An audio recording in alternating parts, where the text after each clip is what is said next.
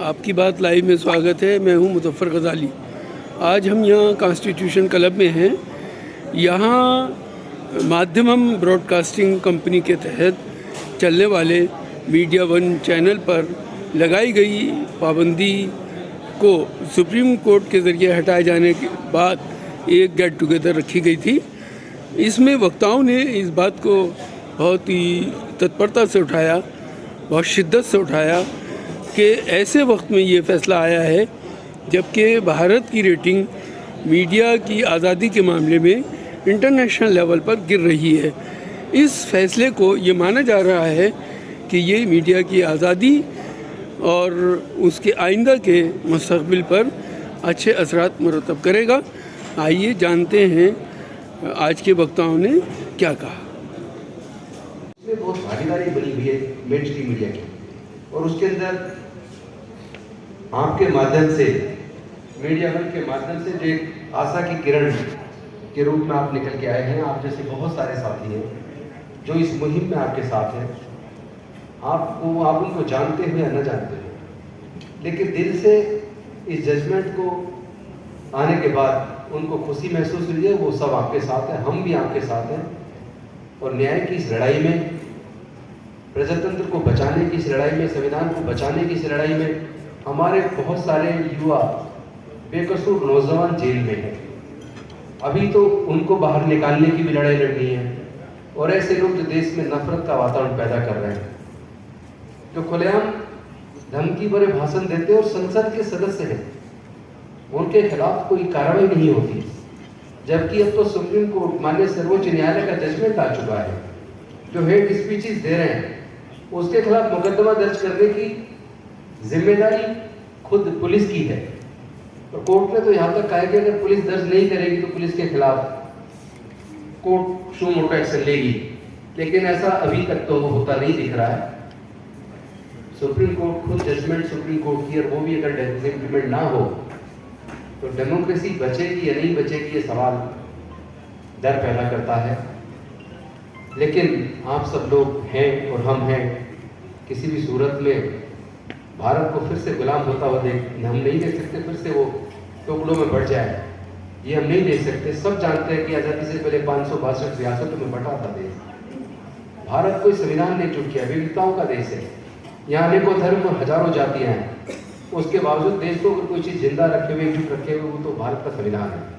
लेकिन आज जिस तरीके से भारत के संविधान पर हमले हो रहे हैं, और उसमें विशेष रूप से जो प्रेस की भूमिका है, वो निश्चित तौर पर डर पैदा करती है। लेकिन हम लोग जिंदा हैं तो जिंदा होने का सबूत देना होगा। संविधान बचाने की इस लड़ाई को हमें लड़ना होगा। कितने लोगों को जेल में डालेंगे, इससे डरने की जरूरत नहीं है। सच की लड़ाई हम लोग लड़ेंगे। मैं मीडिया वन को, उसके मैनेजमेंट को बधाई देता हूँ, शुभकामनाएं देता हूँ, और हम सब लोग मिल के इस संविधान बचाने की लड़ाई को लड़ेंगे। बहुत बहुत शुभकामनाएं। धन्यवाद। जय हिंद, जय भीम, जय भारत। कि गवर्नमेंट की पॉलिसीज को अपोज करना, डिफरेंस ऑफ ओपिनियन, डिसेंट, ये हर सिटीजन का राइट है। नंबर 3, इसने मीडिया और मीडिया की ताकत को स्ट्रेंथन किया है।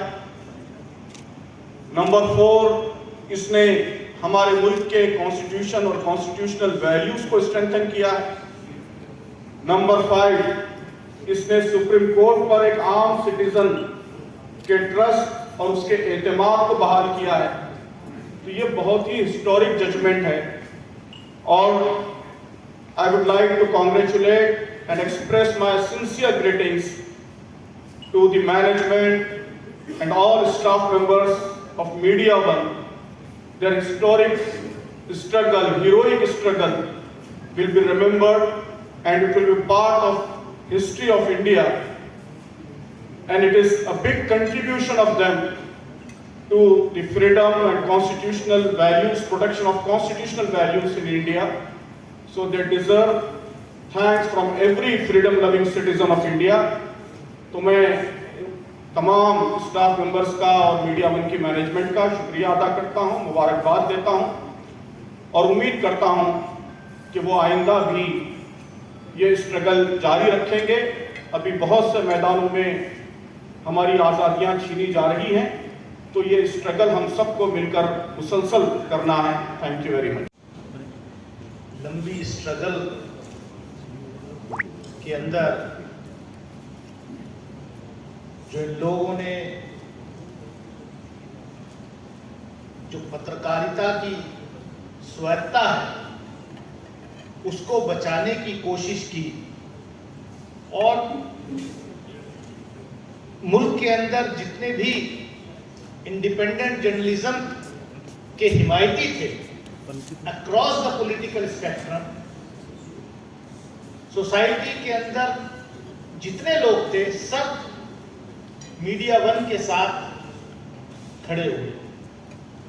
मैं भी उसमें से एक अदना सा सिपाही था जो इस इंडिपेंडेंस ऑफ फ्रीडम के लिए जो हो सकता था अपना रोल प्ले किया। मैं मुबारकबाद देना चाहता हूं माध्यम ब्रॉडकास्टिंग लिमिटेड के स्टेक होल्डर्स को, मीडिया वन चैनल के स्टाफ, उनके मैनेजमेंट को कि जितनी शिद्दत से उन लोगों ने ये लड़ाई लड़ी और सबसे अच्छा काम किया क्या सिर्फ वो लड़ाई इन्होंने अपनी इंडिविजुअल जो एक कॉर्पोरेट लड़ाई लड़ता है वो लड़ाई ना लड़ करके इसको एक मास मूवमेंट बनाया। जो हालात इस मुल्क में हैं किसी से छुपे नहीं है कि जो मीडिया इस देश में मीडिया के नाम पर जो दिन भर नफरत फैलाने का काम करता है, ऐसे मीडिया हाउसेस को सरकार का पूरी तरीके से प्रोटेक्शन है। लेकिन अगर कोई मीडिया हाउस, कोई मीडिया चैनल, कोई अखबार सरकार को आईना दिखाने का काम करता है, इस देश के लोकतंत्र का चौथा स्तंभ की जिम्मेदारी निभाने का काम करता है, जो मीडिया वन चैनल ने किया, तो उसके खिलाफ सरकार जो है वो कार्रवाई करती है। जैसा कि एन राम साहब ने भी कहा कि हमारे सादात साहब ने भी कहा कि जो इस देश में एक सरकार ने लीगल एंगल पे एक नई प्रथा शुरू कर दी थी कि साहब ये नेशनल सिक्योरिटी के लिए जो है खतरा है, ये नेशनल सिक्योरिटी के लिए खतरा है। और क्या खतरा है? ये ना तो देश को बताना है और ना कोर्ट को बताना है। एक सील्ड कवर में लिफाफा सील बंद करके जो है कोर्ट को दे देना है कि साहब ये राष्ट्र की सुरक्षा का मामला है, राष्ट्र की सुरक्षा को खतरा है। तो मैं भी इस मंच के माध्यम से मुबारकबाद दूंगा मीडिया वन को कि आपने स्ट्रगल लड़ी और ऑनरेबल सुप्रीम कोर्ट ने, honourable chief justice of India ने दोबारा उम्मीद की एक किरण को जगाने का काम किया। क्योंकि पूरे मुल्क के अंदर जिस तरीके का नफरत का माहौल मीडिया के द्वारा फैलाया जा रहा है, वो इस देश के लोकतंत्र के लिए, इस देश की एकता अखंडता के लिए बहुत बड़ा खतरा है। और लोग मतलब हताश हो चुके कि अब कुछ है बचा नहीं है, कुछ है नहीं, हमारी आवाज कोई उठाने वाला है नहीं। जो छोटे छोटे यूट्यूब चैनल्स लोगों ने स्टार्ट किए कॉर्पोरेट टेलीविजन चैनल्स के मुकाबले, उनके ऊपर भी लगाम कसने का, उनका भी गला घोटने का काम करने के लिए सरकार ने, आईएनबी मिनिस्ट्री ने नई गाइडलाइंस, नई पॉलिसी लेके आए।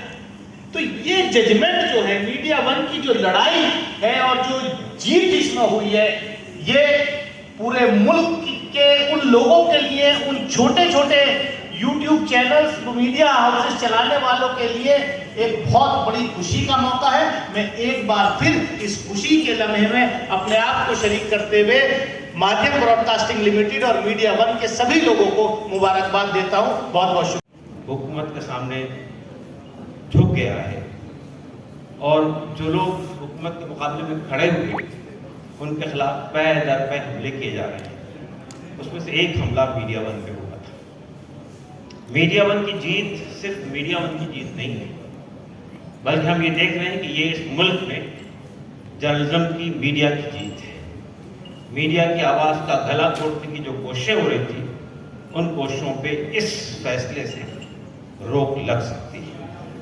मैं मीडिया वन के तमाम स्टाफ को मुबारकबाद देता हूँ कि उन्होंने ये लड़ाई सिर्फ अपने लिए नहीं लड़ी है, इस मुल्क के संविधान के लिए लड़ी है। इस मुल्क में मीडिया की आवाज़ को बाकी रखने के लिए लड़ी है। और जहाँ तक मुझसे पहले ये बात कही गई थी कि जो सोशल मीडिया जो इस वक्त में हमारे पब्लिक की आवाज़ बनता जा रहा है, उसका गला घोटने के लिए जो रेगुलेशन बनाए जा रहे हैं, मैं समझता हूँ कि ये फैसला उस सिलसिले में भी एक बहुत बड़ा लैंडमार्क जजमेंट होगा। मैं आप सबको मुबारकबाद देता हूँ। और एक बात ये भी है कि मीडिया की लड़ाई की जो आपने अभी वीडियो दिखाई है, इससे ये अंदाज़ा हुआ कि मीडिया वन पे जो हमला हुआ है उसको इस देश के लोगों ने भी बहुत सीरियसली लिया था कि अगर मीडिया वन का गला घुट गया तो फिर इसके बाद इस मुल्क में कोई आवाज़ खड़ी नहीं हो सकेगी, कोई आवाज़ उठ नहीं सकेगी।